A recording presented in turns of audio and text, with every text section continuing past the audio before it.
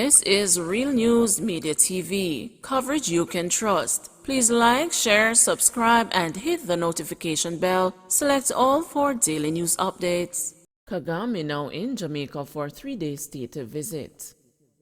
President of Rwanda Paul Kagame yesterday afternoon received a warm welcome from the Governor General, Sir Patrick Allen, Prime Minister Andrew Holness, leader of the opposition Mark Golding, and the senior government officials as he embarked on a 3-day state visit. Kagame arrived at the Norman Manley International Airport yesterday.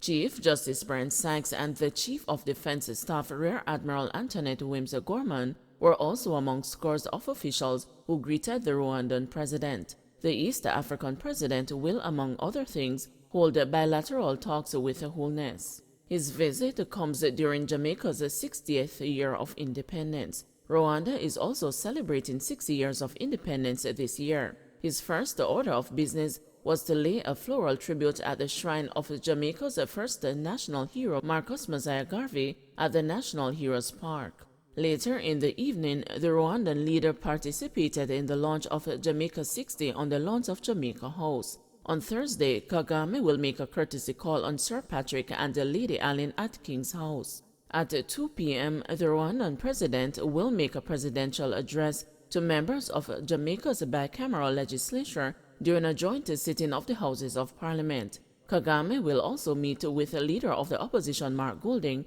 on Thursday afternoon. On Friday, the Rwandan president will meet with Holness at Jamaica House and hold bilateral talks. The Rwandan president will be the incoming chairman of the Commonwealth Conference of Heads of State and Government for the coming 2 years. The next meeting of Commonwealth countries will be hosted by Kagame in Rwanda, at which time a decision will be made on who will be the Secretary General for the next 4 years. Jamaica's Foreign Affairs and Foreign Trade Minister, Kamina Johnson-Smith, and the incumbent Baroness Patricia Scotland appeared to be the leading contenders for the post at this time. In a statement to Parliament last week, Holness said that the Jamaican government did not intend to discuss with the Rwandan leader issues surrounding the race for the Secretary General post. As leader of the Rwandan Patriot Front, Kagame defeated Hutu extremist forces to end the 1994 Rwandan genocide, which saw an estimated 800,000 people killed.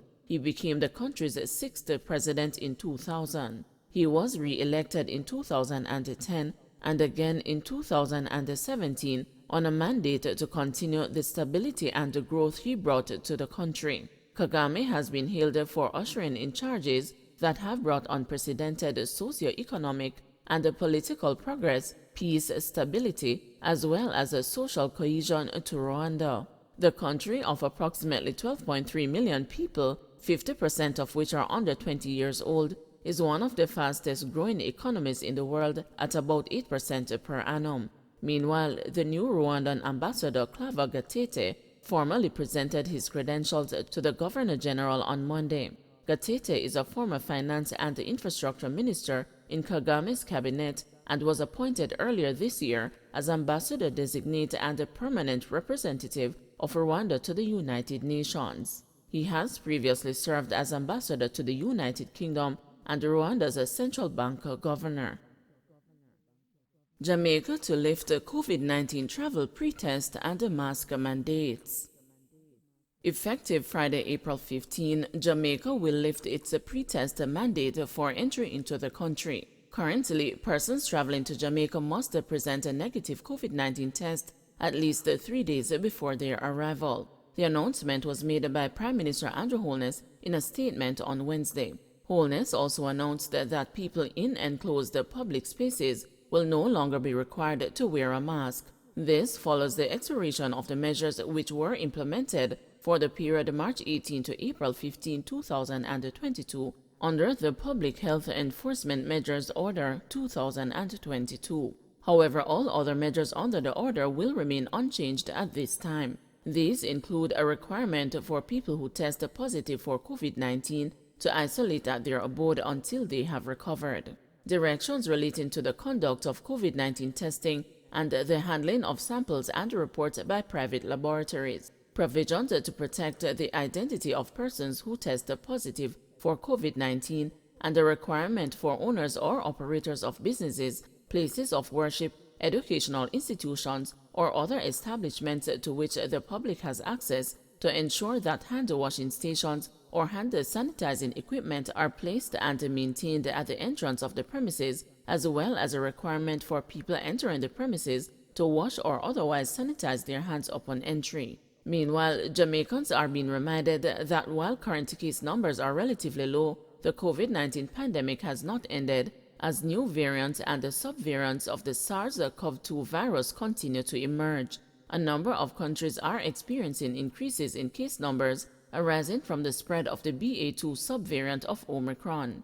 The public is therefore urged to continue to exercise caution and voluntarily observe the infection prevention and control measures, including wearing masks in enclosed spaces to protect themselves as well as family members, particularly those who are most vulnerable. The government said it will continue to monitor the situation and respond as required through changes in the measures to preserve lives and livelihoods. Robbery, rape, and double murder in Malvern, St. Elizabeth.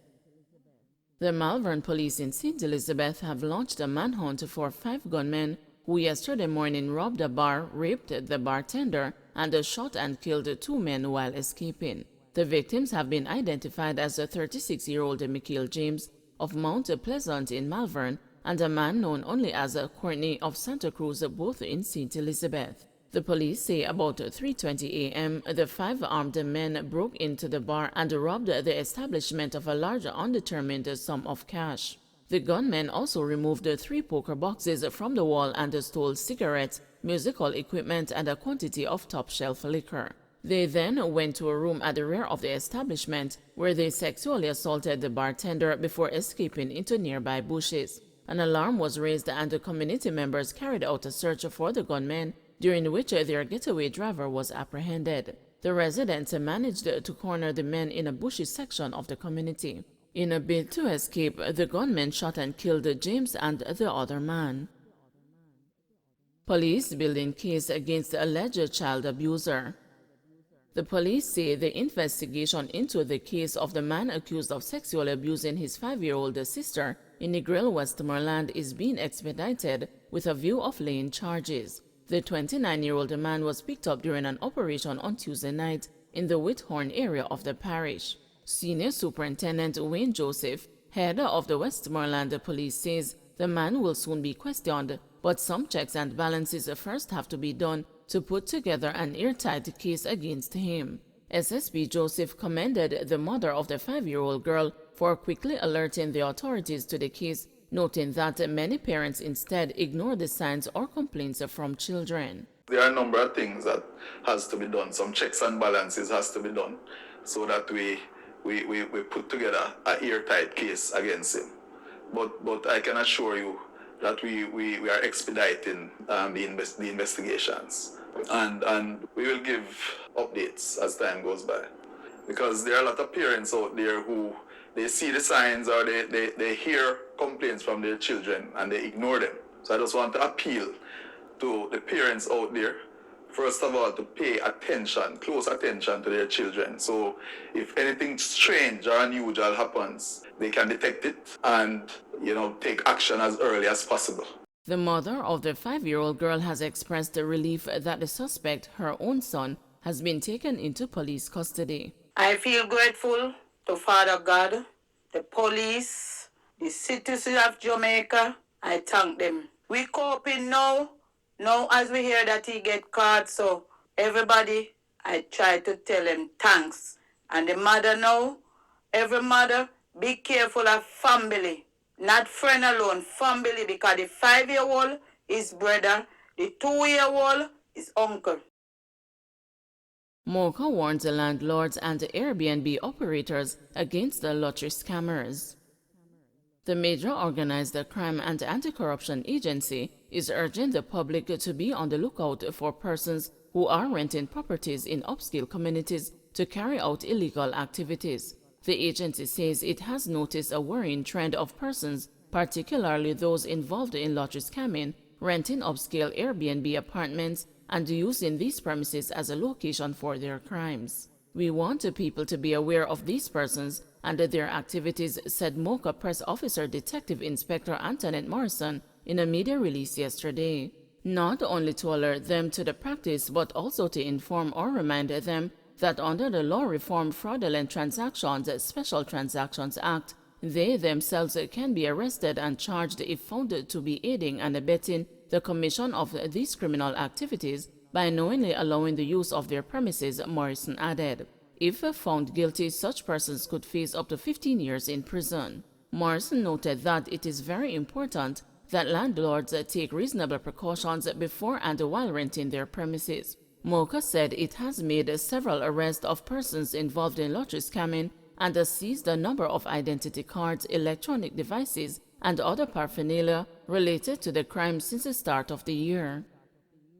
Don't forget to like, share, subscribe, and hit the notification bell. Select all for daily news updates.